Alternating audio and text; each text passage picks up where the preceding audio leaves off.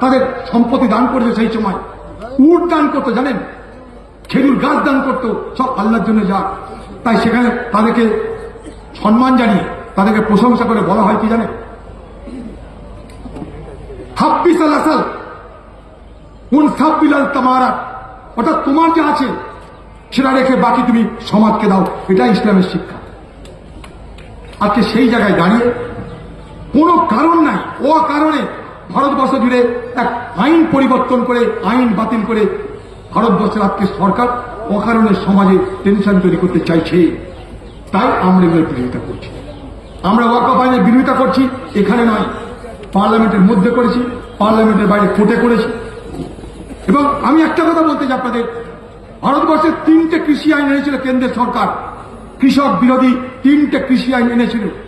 1 বছর 4 মাস 8 দিন আন্দোলন করার পর ভারত সরকার বাধ্য হয়ে সে কৃষি আইন প্রত্যাহার করে। ঠিক একইভাবে এই ওয়াকফ আইন বাতিল করতে হবে আগামী দিনে। তার জন্য যত আন্দোলন করতে হয় সব আন্দোলন হবে, পার্লামেন্টের মধ্যে হবে, পার্লামেন্টের বাইরে হবে, সর্বত্র এই আন্দোলন হবে। কিন্তু একটা কথা বলবো কি জানেন, এই আন্দোলন যেন শান্তিপূর্ণ হয়, না হলে দোষ চাপিয়ে দেওয়া হবে মুসলমান সমাজের উপরে। এটা মাথায় রাখবেন। আমি মুসলমান সমাজের সকলকে বলবো, এই আন্দোলন যেন শান্তিপূর্ণ হয়। হিন্দু সমাজের সকলকে বলবো, ওয়াকফ আইনটাকে ভালো করে বুঝে তারপরে কোনো মন্তব্য করুন।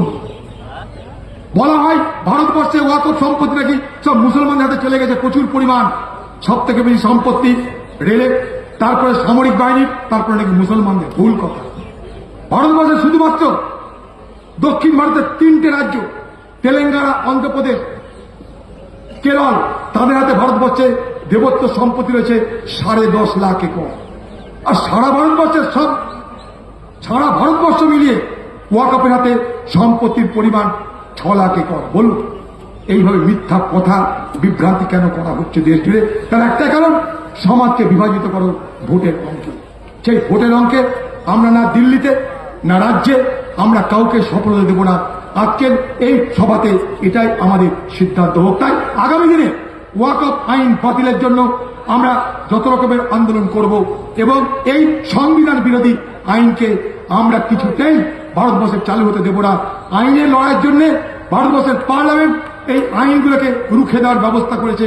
আজও ভারতবর্ষের বিচার আছে, আজও ভারতবর্ষের বিচার ব্যবস্থা আছে। তাই আজও আমরা বিশ্বাস করি যে ভারতবর্ষের সব সম্প্রদায়ের, সব ধর্মের মানুষ তারা ন্যায় বিচার পাবে। মিথ্যা বিভ্রান্ত করে ভারতবর্ষের সমাজকে তারা কলুষিত করতে পারবে না। আমরা দাবি করেছি যে ভারত পশ্চিমবঙ্গে আজকে 26,000 শিক্ষক শিক্ষিকা কি কারণে তাদের চাকরি চলে গেল, কার ব্যর্থতা, কার অন্যায়, কার অপরাধ, কার দুর্নীতিতে তাদের চাকরি গেল, তার বিরুদ্ধে প্রতিবাদ হোক। তাদেরকে আবার সসম্মানে মর্যাদার সঙ্গে তাদের নিজ নিজ কর্মস্থলে, চাকরিস্থলে তাদেরকে ফিরে দেওয়ার ব্যবস্থা করা হোক। পশ্চিমবঙ্গের সরকার আজকে ব্যর্থ, তাই বাংলা সর্বত্র ব্যর্থ। পশ্চিমবঙ্গের সরকার কোথায় ওষুধের দাম কমছে বাড়ছে তার জন্য আন্দোলন করতে পারে, কিন্তু ওয়াকফ আইন বাতিলের জন্য আন্দোলন করে না। কোথাও দেখেছেন ওয়াকফ আইন বাতিলের জন্য তৃণমূলের পক্ষ থেকে কোনো আন্দোলন, কোনো সভা হয়নি? কারণ দিদি চায় না। মোদি খুশ তো দিদিও খুশ, দিদি খুশ তো মোদিও খুশ। এখানে মন্দির নিয়ে মোদি আর দিদির লড়াই চলছে। মোদি বলছে রাম আমার, দিদি বলছে রাম আমারও। রামনবমীতে মিছিল হলো দেখলেন না? বিজেপি আর টিএমসি। হনুমান জয়ন্তীতে মিছিল করছে তৃণমূল আর বিজেপি, বলছে হনুমান আমারও, দিদি বলছে না হনুমান আমার। অর্থাৎ মোদি আর দিদি কে কার থেকে কত বড় হিন্দু, এখন তার প্রতিযোগিতা চলে এই বাংলায়। এটা বুঝবার চেষ্টা করলেন? তু মাই চলছে। দিদি বলছে হাম কিসিতে কম হিন্দু নেই, তারই লড়াই চলছে এই বাংলায়। আর মুসলমানদেরকে ধরেই নেওয়া হয়েছে, তাদের কিছু করার নাই, তারা আমাকে ভোট দিবে, কারণ আমি ছাড়া মুসলমানকে কেউ রক্ষা করার নাই। ভুল ধারণা। মুসলমান কোন রাজনৈতিক দলের দয়াতে বড় হয়নি, বেঁচে নেই। মুসলমান তার নিজের ক্ষমতায় বেঁচে আছে। এই ভারতবর্ষকে যারা 600 থেকে 700 বছর শাসন করেছে, তাদেরকে যদি দিদিকে রক্ষা করতে হয়, তার থেকে লজ্জার কিছু হতে পারে না। কোন মুসলমান তা মানে না। এই পশ্চিমবঙ্গের নোংরা রাজনীতি হচ্ছে। আজকে একটা মহিলা নামাজের কাতারে দাঁড়িয়ে সে কি করে নামাজের নেতৃত্ব দিতে পারে বলুন? 30টা দিন একটা মুসলমান ব্যক্তি সে রোজা করছে, ইফতার করছে, তারাবি করছে, 5 ওয়াক্ত নামাজ করছে, তারপরে সওয়ালের চাঁদ দেখে সে তার মতন করে ঈদ পালন করতে যাচ্ছে। সকালবেলায় উঠে সে নামাজ পড়ে ঈদ উল ফিতর পালন করতে যাচ্ছে, সেখানেও দাঁড়িয়ে মমতা ব্যানার্জি কেন?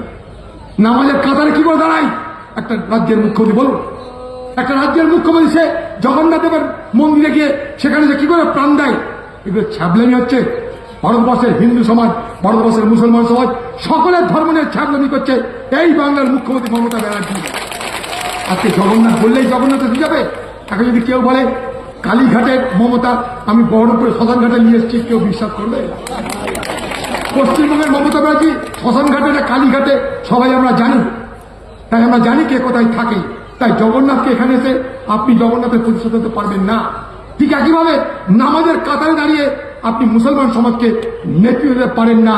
এটা অন্যায়, এটা অন্যায়। এখানকার মুখ্যমন্ত্রীর বক্তব্যে কি বলছে?